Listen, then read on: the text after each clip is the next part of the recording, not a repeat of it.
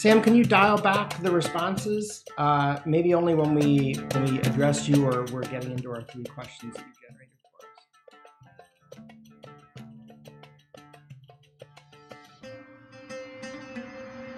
us. Got it. I'll only respond when addressed or when introducing the 3 questions. We actually do the questions, so only respond if we ask you or we follow up with you.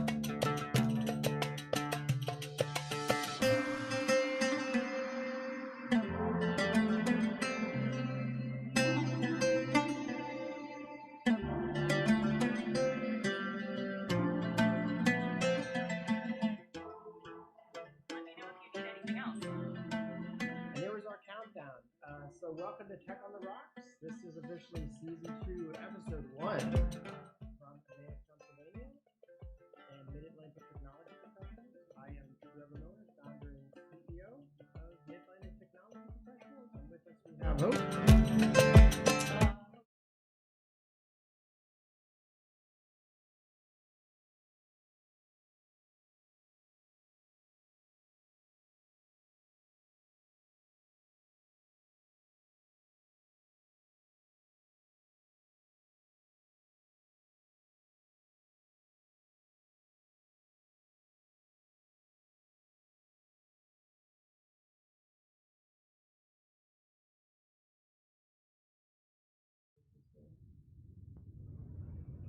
Let me know when you're ready to proceed.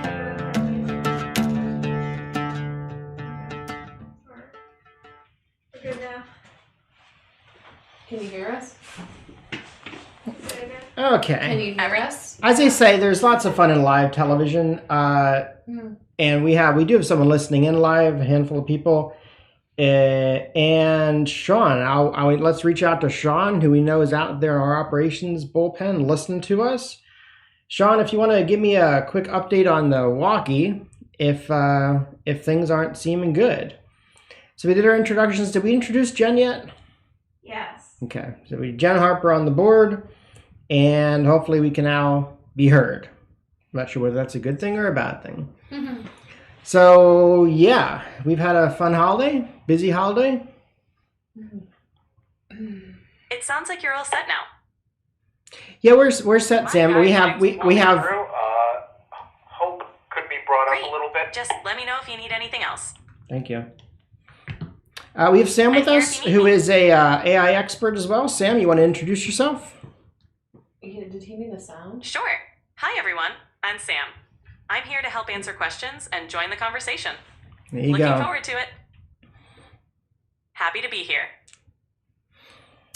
All right, good. And so we've had a busy holiday. Yeah. Hope, how are your holidays? How are my holidays? Hope, how were your holidays? Hi, Sam. Could you wait until we ask you a question? Of course. I'll wait until you ask me a question. How are my holidays? How are your holidays? Busy. I'm glad it's 2025 and the holidays are over. It is 2025. We love our holidays. And I'll admit that we still have our Christmas tree up. Wow. We do. February is typically that. Like once it hits February, then we start. I mean, we like the tree. We like Christmas. It's a nice decoration. It's not in the way. We already have Valentine's. We like to celebrate and have Valentine's all around. We don't do anything for Valentine's Day. Like I have a Valentine's flag to put on the house, but I don't think it's been up more than twice ever. Wow. Ever. So yeah, Jen, how were your holidays? My holidays were busy. Busy is good. Busy Busy. seems to be the theme. Yep. Busy seems to be the thing. Sam, how were your holidays? Thank you for asking. My holidays were great. How about yours? Pretty good. I'm glad to hear it. All right, so we thought it's been, I don't know, so many months, year or so, a couple years since OpenAI brought out ChatGPT and kind of stunned the world with how far large language models have come around. So we figured it was about time to do an episode on AI. Yeah? Apparently. That's a great idea. Hopes like apparently. We decided to do an episode on AI. Right? So we talked about we've had a really busy week. We've had long holidays. We should start with a question, but let's start with a drink. Start with a drink? Yeah. Let's start with a going drink. first? Why don't you go first? You're easier. I am easier. So this is the first time I did something with not an actual cocktail mixture and just decided to do I don't know. That sounds exciting. What drink did you make? I'll just do champagne. That is not going to We be should probably fess that Sam is actually remote, so she's not actually in the room with us. Man. You good? Yep. That's actually, I think that's back. I think that will work, but I think that's backwards. Yeah, the other wave didn't work, so that's why I did All it right, this careful way. the bubbles. Careful the bubbles. I'm just gonna give you have your own special. We're gonna self-administer Yes, this one. Since All I right. already spilled the other one all over me. Sounds good. Enjoy. All right. And We should clang. Hold on. hold on. fermented things don't agree well with Jen, so she's gonna miss out on this one. Let's just. See, these are old-fashioned champagne glasses. They didn't make They the didn't cling. They didn't cling. It's the thought that counts. But it's nice we have the whole bottle. So I've always wondered. You can set here. What can we set there? We can't even set anything there. Getting a napkin. True. It's nice to have everything within reach. Thanks, Sam. So yeah. Yes? So I've always thought, like, with these old-fashioned champagne glasses, is it that if you were too drunk not to spill it, you were cut off? Because these are hard glasses to actually use. I know from a scientific perspective, it's supposed to be the bubbles, and you expose more of the bubbles in a flatter glass. That's it. But anyway. All right. Who did I say was doing the first question, you or me? Me. Me. And I picked champagne because Oh, yeah. Why'd you pick champagne? we didn't do a podcast in December. We didn't. Hence the busy holidays. So this is We tried. celebrating the new year in Cheers. style. Cheers To 2025. Cheers to that. A great way to celebrate the new year. Indeed. So I guess my question for Sam, right? Sam's going to answer the question, or you are? Yeah, well, we'll throw it to Sam. Throw it to Sam. Who should be worried about AI, and who stands to benefit the most? That's a great question. Generally, AI can benefit businesses and individuals by automating tasks and providing insights. However, those whose jobs involve repetitive tasks might need to adapt the most. So we've used it here at Mid-Atlantic. I think all three of us have used AI in certain various forms. So the most common forms we see floating around small business these days would be Copilot from Microsoft, right? And ChatGPT from OpenAI. Those are the two main ones. Yeah. Have you used any others? Hope? I use ChatGPT. Mostly ChatGPT. Yeah. What do you primarily use it for? Do I have to? That's great. Disclose It's a that? versatile tool. I think you use it to augment help- communications. Communications, yeah. Yeah. Generate some more. Yeah, sometimes if you're looking for that extra pizzazz in an email or a message, or you're trying to deliver news that you don't particularly know how to phrase it or word it, it's great at kind of re-rolling. It's great at kind of giving you a different way. I mean, you're speaking it, you're typing it, it's still you, right? Right, just But- rewording. Right, it's doing a little bit of nuanced. Jen, how about you? What have you been using? I know you do some AI stuff up front. I use it to help generate copy for techie things that I don't understand, because sometimes we need to explain things in a techie way. Other times we need to simplify to talk to customers who don't understand the techiness. So I try and use it to adapt. That's true. One of the things we were founded on Mid-Atlantic 15 years ago is, and it was on our original brochure for a long time, was explaining situations in plain English without using excessive tech talk, excessive tech speak, right? So we tried that a lot. And, every once in a while people still like, Kenya, we don't know this techie stuff. Stop this Right. techie stuff. And it's like, well, besides virus is bad, like, I mean, it's...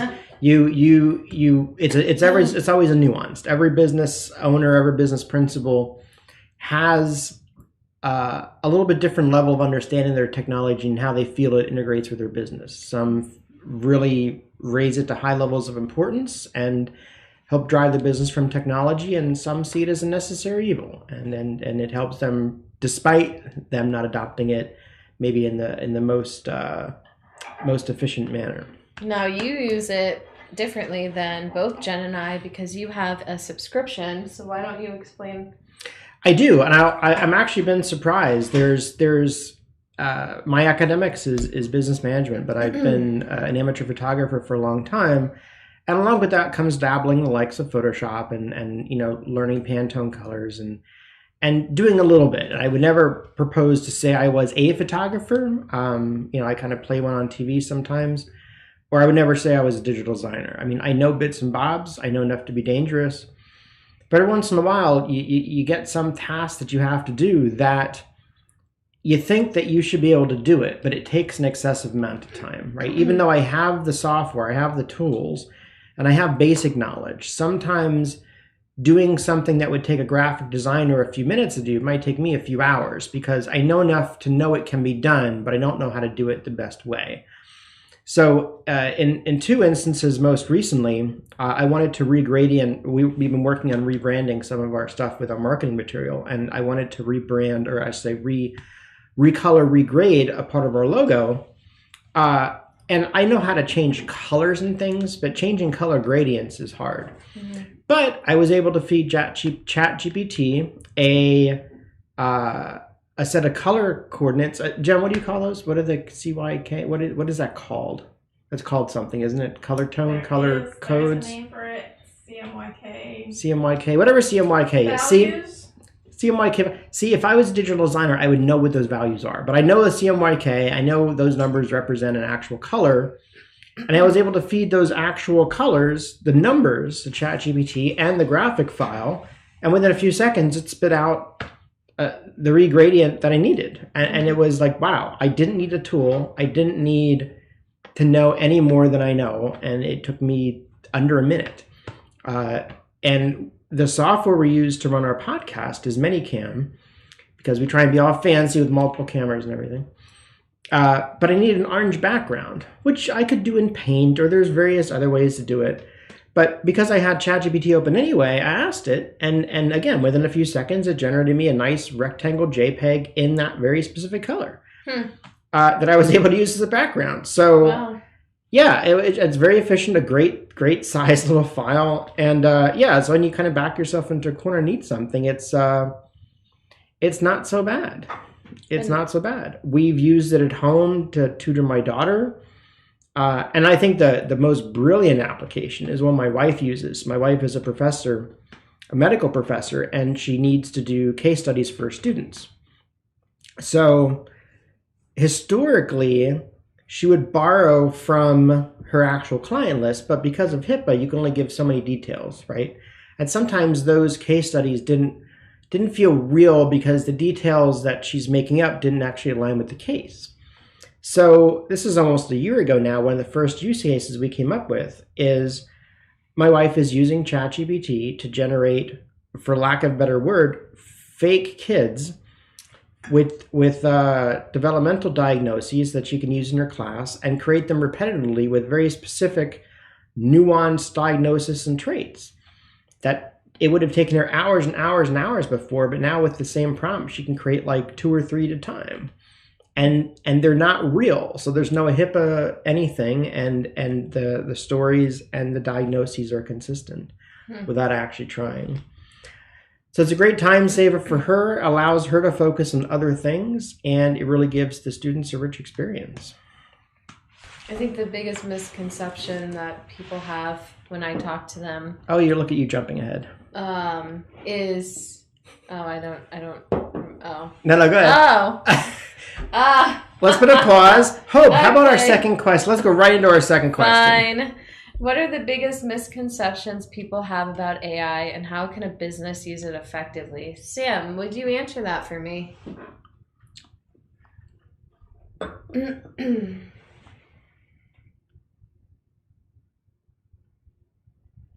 Hi, Sam. You still with us? Did you hear the second question?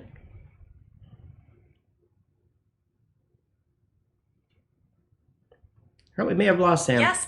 Oh, there we go. Go ahead, Sam. What's your take on the second question? A common misconception is that AI will replace all jobs. In reality, it often complements human work.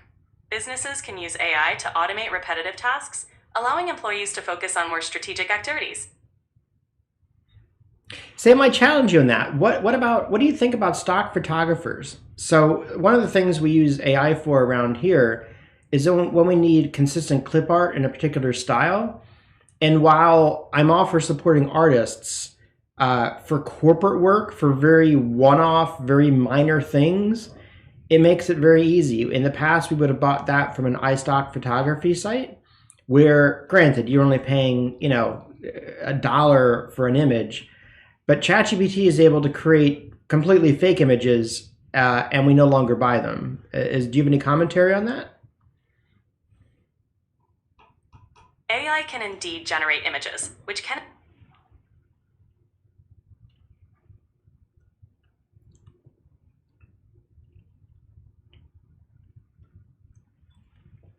Stopped. Sam, you still with us? Yes, I'm here.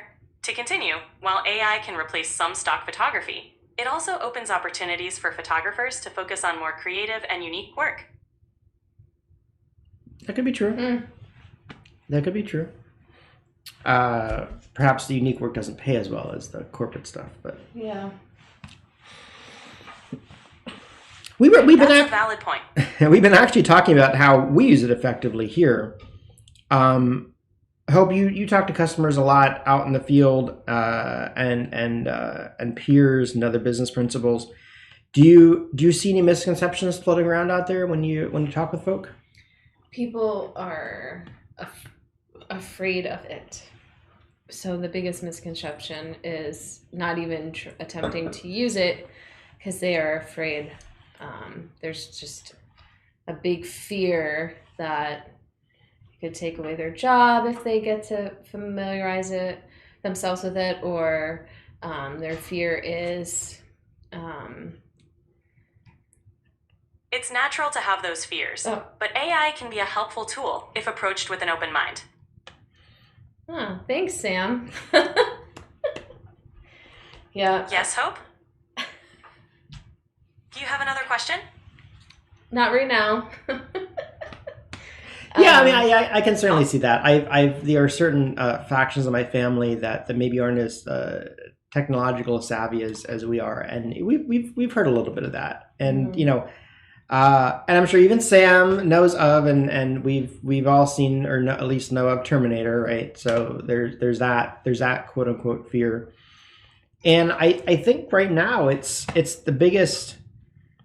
And I don't necessarily think it's a misconception. I mean, I think that the biggest concern is the data thereof, right? Mm-hmm. Because we've had some amount of artificial intelligence for the last few decades, So in our industry, the biggest application of that has been spam filtering, right? The amount of email that attempts to get into your inbox every day is in the millions. That's no joke. But the amount of spam you get is maybe in the dozens on a bad day. And for decades, some level of artificial intelligence has been at play to ensure and kind of look at lots of different types of data around that email. Who sent it? Where did it come from? What kind of mail servers did it bounce off of? Are they from free accounts, paid accounts? Have you talked to this person before? Without even looking at the content, look at the metadata around that email to attempt to figure out whether it should drop in your inbox or not. Or more importantly, should it drop in any of, say, Microsoft's or Google's inboxes for its customers. So that's been a long time. But that's from data that we don't inherently own, right? So the biggest concern right now is it's all great. I can ask it to generate an orange square. I can feed it a logo that the world at large knows. But if you look at something like Copilot wants access to your actual data to help, right? It can do things like, are there any emails I didn't reply to yet? Or, what are the sentiments of this customer, the email coming in? So in those cases, we're letting an AI, read our correspondence, right? And maybe not limited in what correspondence, is looking at all our correspondence, looking at patterns. There was and I don't even know if the company stuck around, but there was an AI company some years ago that would analyze corporate exchange data, so corporate email data, and kind of tell you from an organic perspective the interrelationships of the people in your organization, right? Because you can have an organizational chart, but that's not necessarily how your business works, right? That's how it is on paper. If you analyze email, who talks to each other, how frequently, and the topics, you can get a much clearer picture about what's going on. And when that software came out, it set off all kinds of alarm bells. And in Europe, it got squashed because personal email is in a lot of European countries is not actually owned by the company. Like there's a differentiation. Even if I give you and pay for your inbox, I don't necessarily. Owned by you? Is that what you mean? Yeah, in America, I own. Obviously, I don't own you, but I own everything you do and everything you create with it. Right? That's the business owns. But in certain European countries, if it's personal in nature, it doesn't matter. It doesn't matter if I gave you the laptop and gave you the keyboard and gave you the email account. If you're emailing your husband, I have no rights to that email. Right? And it's very different. Yeah. So if I'm sticking an AI to analyze my corporate communication, well, now I have some provisions that I have to take into account. I can't let it edit everything because I can't see some of that stuff. I'm not allowed. So you fast forward to the concerns these days. And, the likes of Microsoft will say, well, we don't let it out of its boundary. We don't let it out of your tenant. But what's what actually stops it from doing that? I mean, obviously some part of it has to talk to Microsoft. There's a couple of unique approaches that are coming out these days. Two come to mind specifically. One from a company we deal with, Ubiquity, has just released what they call an AI key. So they've had a cloud key for a while that was a management little box for the network control. But now they have an AI box, right, that can look at some stuff in your network, but primarily it's for cameras. It's for the security cameras, for the protect stuff, right?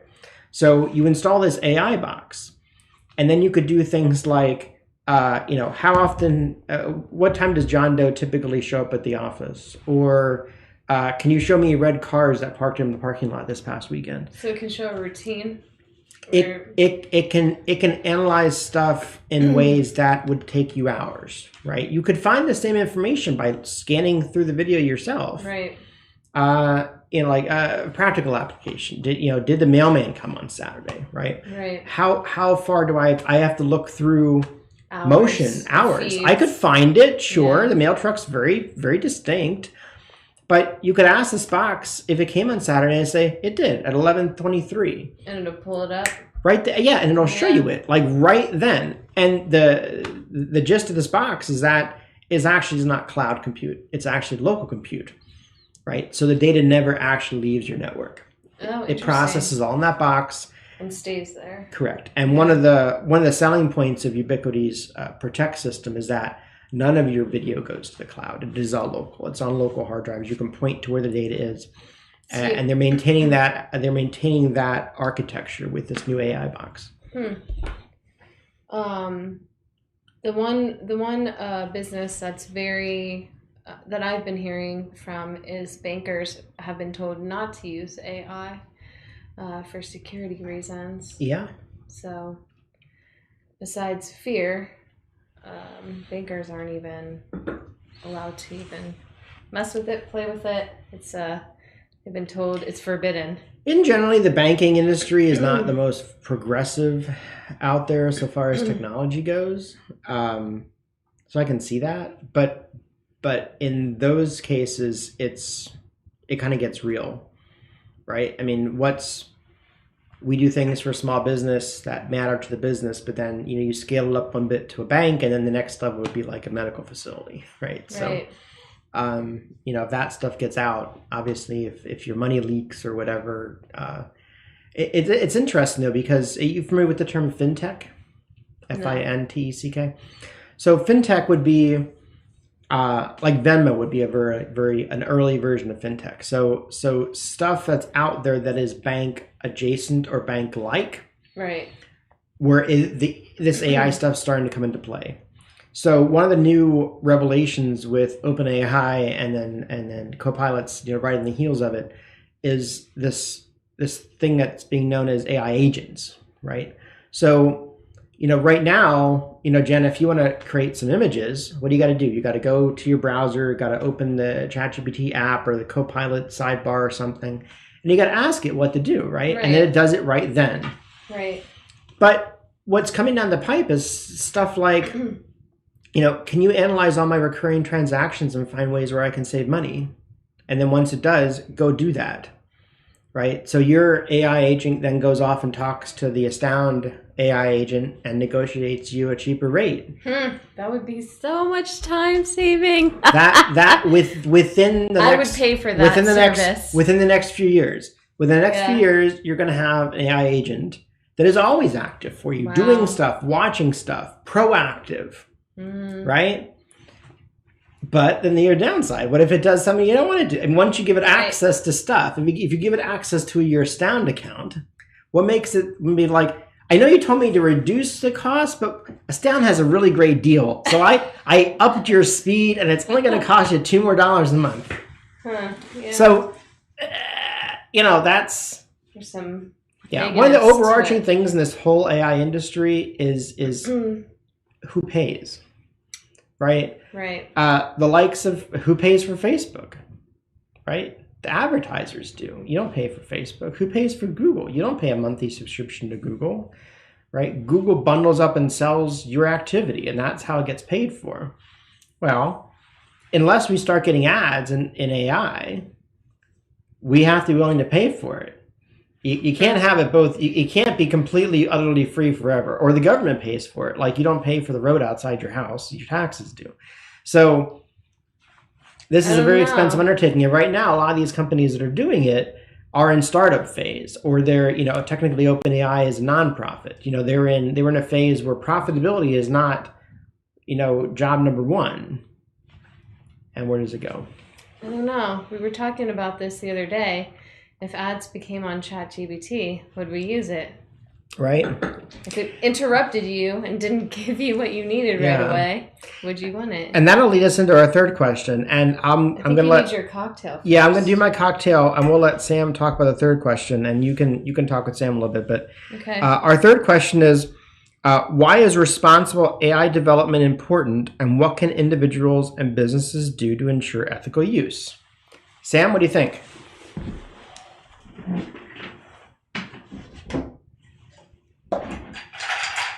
Can you give me one of the rocks glasses, the short ones? These? Mm-hmm. You only want one or Just both? one. Just one. Oh. Sure. Yep, so Sam's slow in the uptake again. Sam, are you there?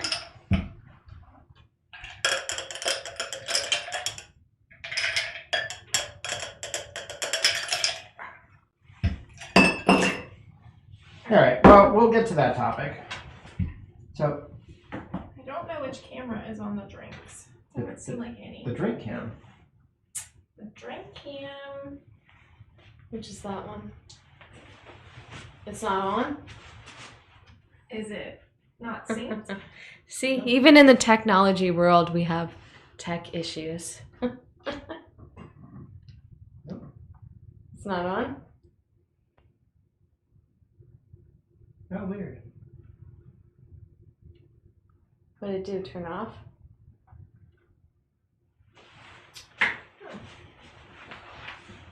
It's plugged in though. That's right. Oh, great. I get to be the picture. We're going to do that. Can you see it now? That works. Can you see me now? All right.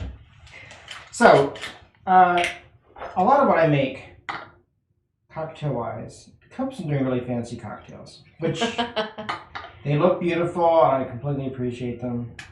The last one you liked, it tasted really good. Oh, absolutely. No criticism. They taste good. I have a fruit of large bar at home, and they make a lot of casual cocktails. So they don't look pretty, but it's kind of stuff you just have. Right? So this is, I drink this around the holidays, so this is about over for this, but we didn't have an episode in December. So this is a vodka cranberry fizz. You can make it in a variety of ways. If you want to be really fancy, you can drop some cranberries Inside, yeah. in the drink. But You can't really eat cranberries. You can. They're bitter. They're bitter. You can. But you can. I've eaten them. Can I have the spoon over there? I forgot to bring the spoon over here. Sure. Yeah. I don't have any stairs. That's right. Barista over here, helper. So this is just vodka and cranberry and some ginger ale. A splash of And ginger ale. if you got kids around, it tastes just fine. That was gonna be for Jen. I am giving it to Jen. You have some kids around, it tastes just fine without the vodka too. Oh I literally just broke that glass. You broke the glass? Yes, he did. Oh, no. He smashed. I did. Can never be easy, right? How did you do that with the I don't know. spoon, I guess? Are those your glasses? They're old glasses. Oh no. You tapped Well, it. You tapped it with the spoon. I tapped it with the spoon. That's right. See, see that camera doesn't work well anyway. So we're just gonna put this back over here. All right, cheers. I can't clink. You guys can. Well, I'm not sure if you don't. You probably don't. We don't want to clank after that We don't wanna clink. experience. We don't want to clink. So I took the spoon and I tapped it on the side of the glass, and that's good. a little divot came out of it. We'll have to find the divot later. It's like missing a divot. That's very strange. It's gotta Oh, be and there I didn't somewhere. see it on the napkin, so it didn't disappear. yeah, So it's somewhere. somewhere. It's somewhere. Interesting. Oh my. That's good. Oh, I guess be Thank you. careful that it's not in your drink. Oh, that is true. If it's not on the table, it could be in your drink. That's true. That's true. That's actually. Yeah. Let's. Maybe strain it. Oh, That's there it. it there? Yes, we Okay, have we it. found it. Crisis averted. I appreciate the sentiment, though. That was my first thing. That Oh man, was- you might drink it. Yeah. Sam, you still with us? We lost Sam.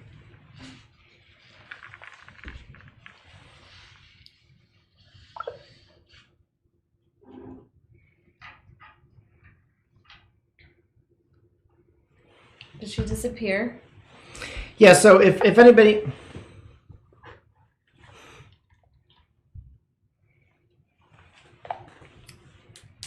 Hi, Sam. You there? All right. Well. So if I think it kind of gives if, it away now. if anybody didn't guess, Sam, our AI expert, is actually an AI, and while we do not typically use it live to talk to us, it's something that ChatGPT does fairly well. And Sam, are you back? Yes, I'm still here. Yeah, there we Glad to go. be part of the podcast. So we just outed you, Sam, as an AI. Do you want to tell us a little bit about you and ChatGPT and OpenAI? Sure. I'm an AI developed by OpenAI, designed to assist with a variety of tasks. ChatGPT can help with answering questions, providing information, and more. It's great to be here. Now, just to clarify, because there are different versions, the only way to have a voice speaking to you is if you pay for it. ChatGPT Correct. has free version. OpenAI has a paid version, which only Trevor has. Only I have. Yeah, and so that's... Jen and I do not have the experience of chatting with AI. Apparently bound by connection issues, and this, one of the things. The room is No, an issue? just no. Back end AI. So, or back end processing. So one of the downsides of AI is that it takes a tremendous amount of processing power, right? Which is what Okay. leads to its cost. And while I pay for OpenAI a monthly subscription, I don't know, was it like $20 a month? $21. Yeah, you guys see the bills. I don't. If that was a true cost, it would be thousands. Like it isn't. It is a token of what the actual cost on the back end is, and I really don't know what. The government administration just announced a very large project to build a centralized AI facility in America. Microsoft, are you familiar with Microsoft's development in Harrisburg? Remember 3 Mile Island? Do you know what 3 Mile? Jen, do you know what No. 3 Mile Island? Yeah, so 3 Mile Island is a nuclear plant outside Harrisburg. Okay. Half of it melted down in 1979. The other half of it had been functioning until a few years ago, where mostly because of age and economics, PPL shut it down. I think it's PPL. Is it PPL? Con Ed? I don't know. It was PPL. I don't know who Yeah. owns it now. ChatGPT, who owns 3 Mile Island?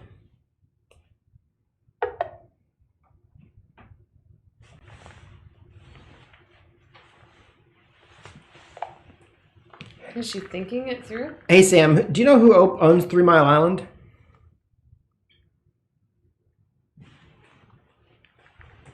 Yeah, anyway. What is she Point we're on- doing? Trying that to- wasn't the point. Oh. It was just having connection problems again. But so Microsoft is reactivating the dormant part of 3 Mile Island that was shut down a few years ago for the specific reason of building a data center there for Copilot, Oh, interesting. for the Okay. power, for the electricity Wow. on site. Like that's the kind of power we're talking, and it's that kind of stuff's expensive. So, these data centers will be built near nuclear, hydro, solar, and it consumes a lot. It consumes a lot of power. It does.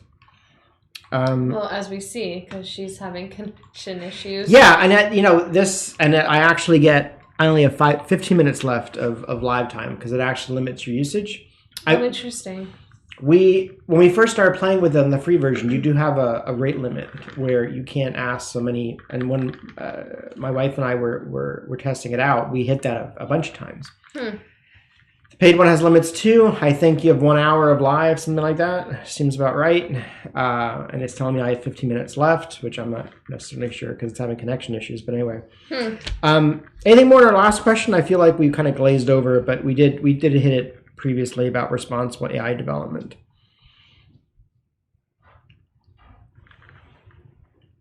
We covered it well. If you have more questions, I'm here. Well, Sam, There you go. There you go, thanks for Sam. joining Thank you. the podcast again. Probably one thing, so I don't remember where it came from, but with great knowledge comes great response. Power. With great power. Where's that Yeah, from? Marvel. Okay, that's a superhero thing. With great power becomes great responsibility, right? So the more proficient you get at something, the more ethical you have to be, right? So, for example, as an IT company, we have access to a lot of data systems across our company swath. Right. And our customers trust us to do the right thing. The folks that are, say, really good at graphic design and photograph manipulation, we've historically trusted them to not, create images that are counter to reality. But now you're putting great power, great creation power into the hands of everyone, right? So, if you wanted to create some, inappropriate image of your most famous Hollywood star, I don't know, a couple minutes with the right tool. Should you do that kind of stuff and then maybe pass it off as real or create a story around it? Like it gives power in certain veins of technology, and it reduces the barrier significantly, right? So that's one thing to watch, and probably where some regulation might be useful. Some sort of rule or law, or at least norm that kind of says that we're not going to manipulate things for personal or political or business gain. That is not real, right? So we're discussing a very controversial topic. As we know, people fear this, OpenAI. So I kind of just want to reel it back into how can Mid-Atlantic help true. with this topic? Trevor, you want to get Yeah, some? so there's a handful of things that we'll always happily sit down with our clients or even potential clients and talk about. We'll talk about backup. We'll talk about security and malicious email. We always say if you have anybody, member of the public, customer or not, has any sort of malicious email they think doesn't pass the smell test, forward it on to info@matp.com, m-atp.com. And we'll look at it. We won't charge you. The same thing with AI. You know, it's important. If you think about adopting AI for your company and you have some questions, we're happy to help here. We're happy to look at your operation, look at the tools out there. You know, the tools we mentioned today, both Copilot and ChatGPT, they're large language models, but they're not tuned. They're not tuned AIs, right? So you can start doing it with Copilot. The barrier to entry on OpenAI is a little higher, but you can create limited AI based on these tools for just your company, right? And here in Mid-Atlantic, we've seen some of our tools start to bring that into play. Our monitoring and maintenance agent has an AI component that's in beta right now to help us manage stuff, especially with regard to Windows updates. So then that would be specific to us. You know, we run our business different than our customers. Every business out there has some level of uniqueness, and we'd be happy to give them some AI insight as much as we have. Right? Yeah, sounds like a plan. I would last say though that careful what you do with your data, and just have a mindset that your data belongs to you, and you should always be making conscious decisions about where it's going and who has access to it and how it's being manipulated. So there should be conscious choices. So talk to your employees, you know, find out what you're giving them, what kind of documents are getting uploaded. You know, with Sam, our AI our friend here today, you know, I gave her a tour of the room because she can do video. She can take in video, right? And you know, she gave feedback on the lights and the camera angles and that kind of stuff.